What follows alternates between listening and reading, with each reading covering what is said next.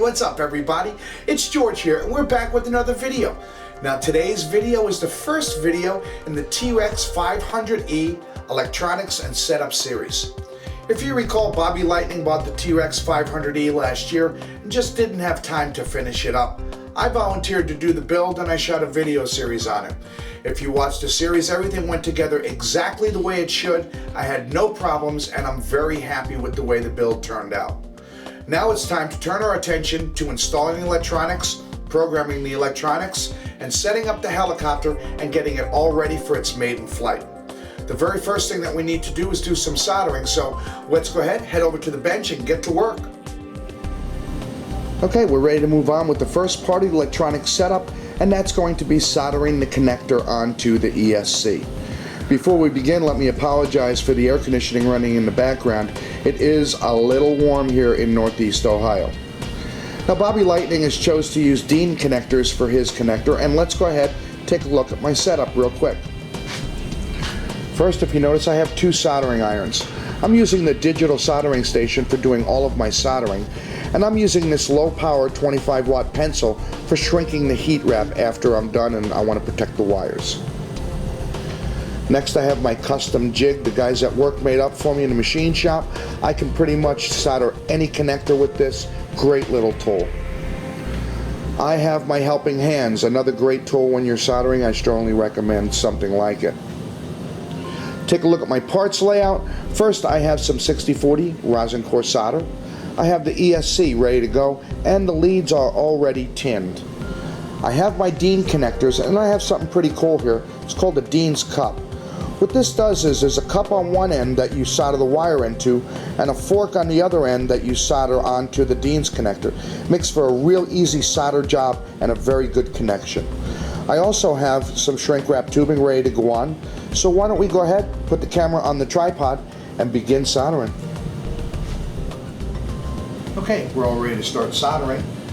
Once again, sorry for the air conditioning noise, but let's go ahead. We'll start with putting the cups on the Dean connectors.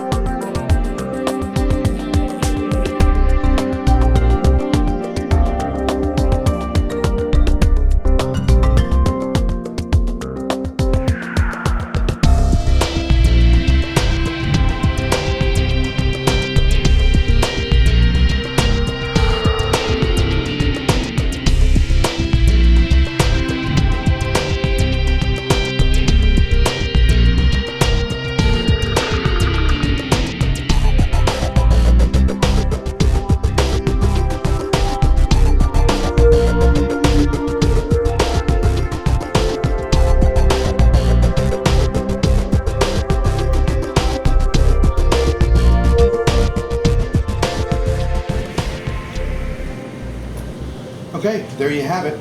The Dean's connector has been soldered onto the ESC. Nice clean connection, as you can see. There's going to be no shorting out. One thing is, of course, make sure you pay attention to the polarity. The plus and the minus are marked. The plus goes to red, minus goes to black.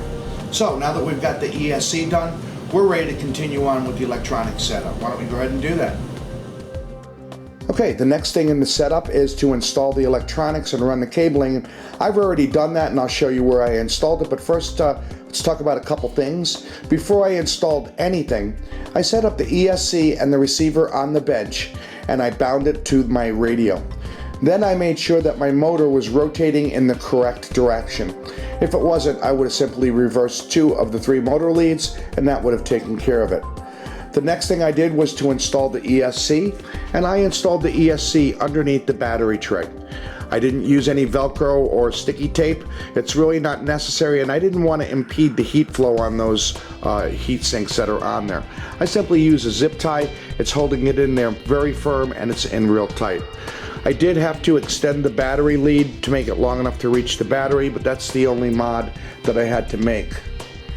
The next thing I did was I installed the gyro. I used the gyro mounting tape to install it, and I have that up on the top so it's easy to reach and program, and you can see all the lights.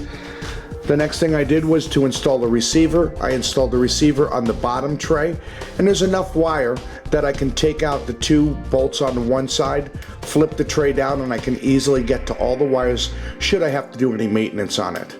I did wire tie everything nice and neat inside of the frames. You can see that there's no wire showing and everything is very tight. So in the event of a crash, nothing on the outside is going to get ripped out anyways. That pretty much covers the installation of the electronics. Let's talk for a quick second about the radio. Now Bob is going to be using his Spectrum DX6i to fly this helicopter.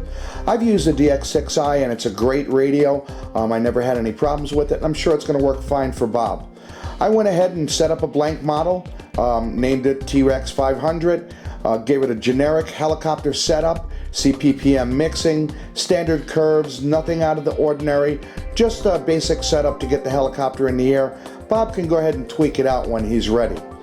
Now that we have the radio ready, the helicopter ready, the electronics installed, we can actually start proceeding with the setup, and we'll be doing that in the beginning of the next video. Thanks for watching, and as always, happy flying, friends!